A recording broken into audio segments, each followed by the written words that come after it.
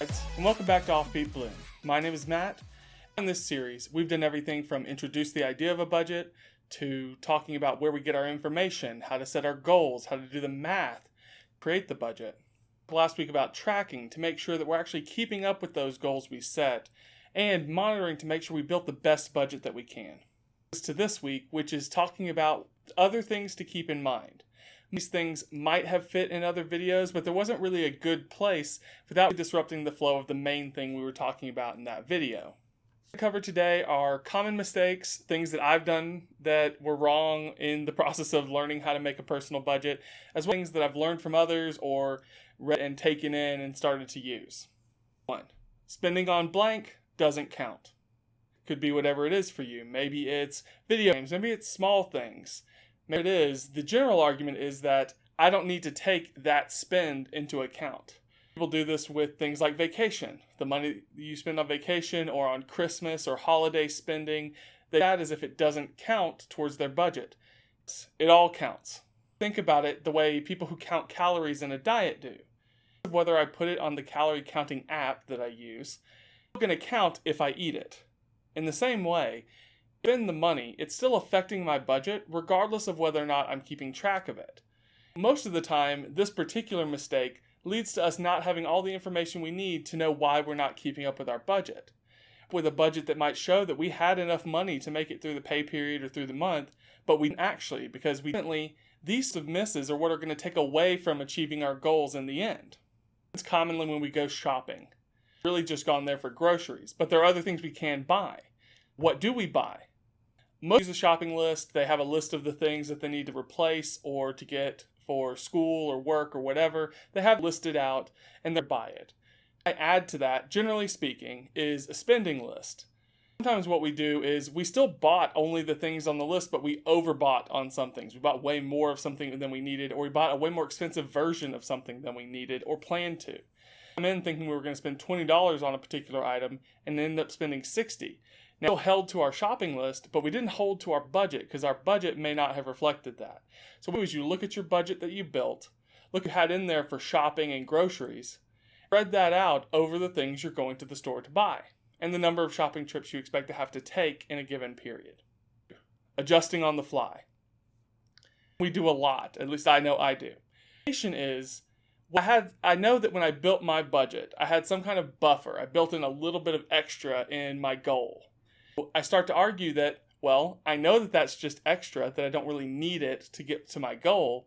So I'm going to take that $10, $15, $20 extra and spend it over here instead. And the worst thing that you could do, but it does mean that you're not being accountable to yourself. We talked about accountability last week. You budget. And regardless of whether or not ultimately it's going to hurt your long-term goal, there's something to be said for sticking to the budget you have. Now, realize that small $15, $20 spend is something you want to do on a regular basis. You can look at your budget going forward at a reasonable time. I usually pick towards the end of a month to kind of sit down and go through and make sure I'm still keeping with whatever budget I've set. Out of that window, I don't make tweaks. I still may end up going over or under, but I don't make tweaks to my budget.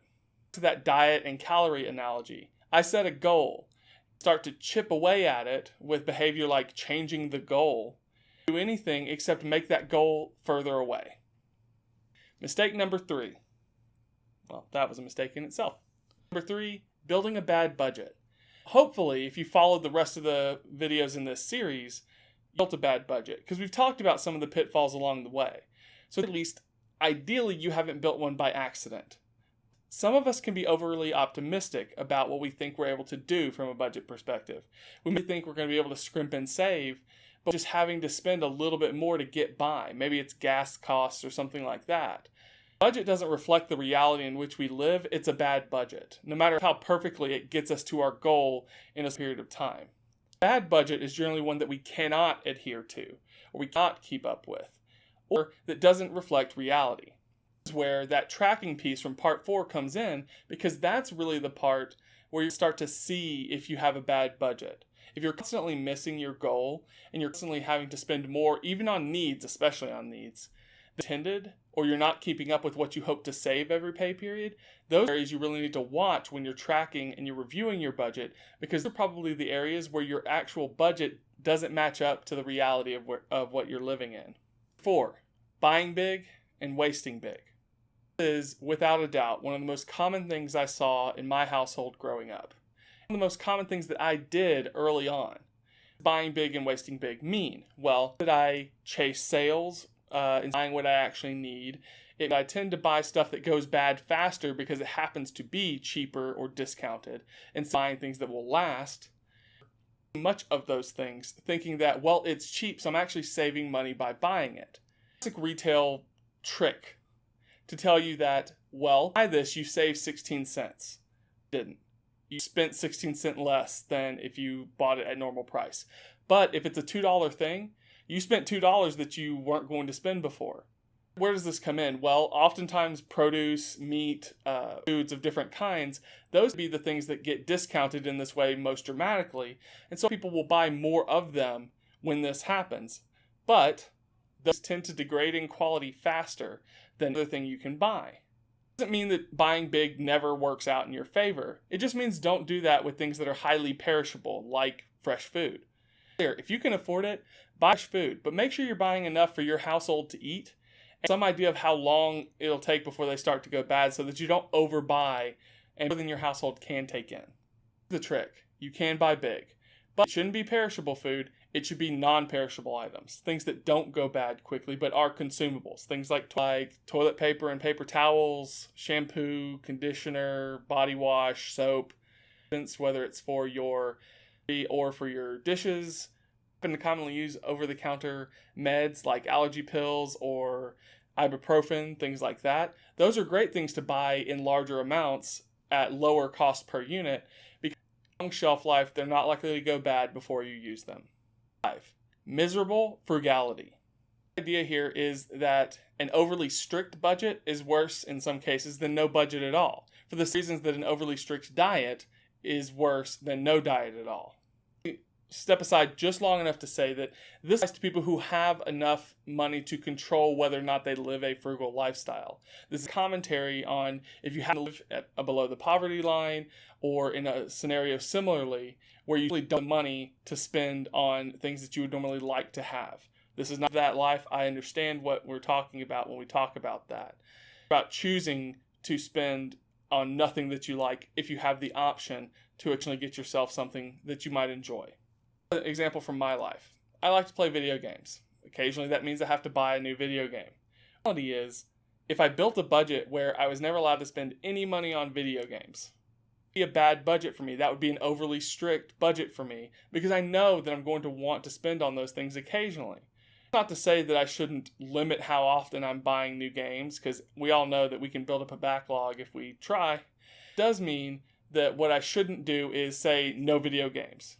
I know that I want those, so if I can find a way to afford them in my budget, even occasionally, better than saying no video games just on principle.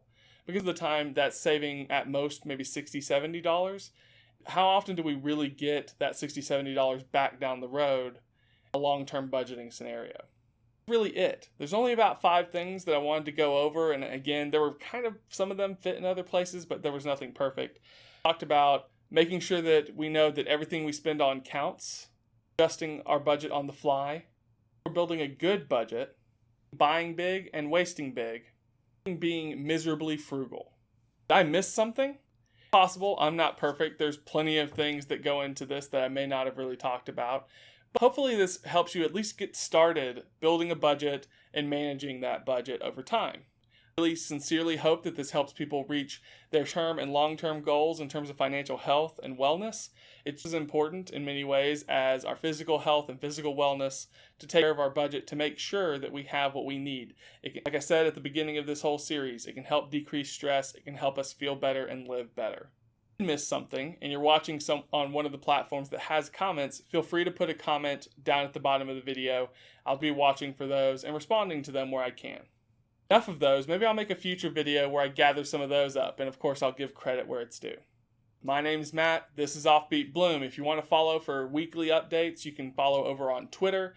See links go out when new videos go up there. You can join our Patreon and see this video 2 weeks before it ends up on YouTube and a week before it ends up on our website, patreon.com/offbeatbloom. At the website, there's videos there. There's a couple of production logs that get posted now and then. I haven't done one in a while. I probably should since we're about to end a series. The site is offbeatbloom.com, and you can feel free to check that out as well. If you don't want to check out either of those places, if YouTube is where you consume all of your content, we're there 2 weeks after it comes out on Patreon, every day, just like the other places. Everything comes out on Monday, slightly time adjusted, but more or less 9 a.m. Eastern time. If you are on YouTube and you like this video, you like the content I've been putting out, please hit like on this video, join in the comments and the conversation there, and subscribe to the channel if you're really liking this and want to be able to see video first go up. You can click the little bell. All I have for you guys today, so thank you guys for stopping by. Thank you for all the support for this video series. I can't wait. You'll see an announcement coming out this week on Twitter about what is coming next in this series, and you'll see that go up live on Patreon the following Monday. Now, I'll just have to say, bye buds.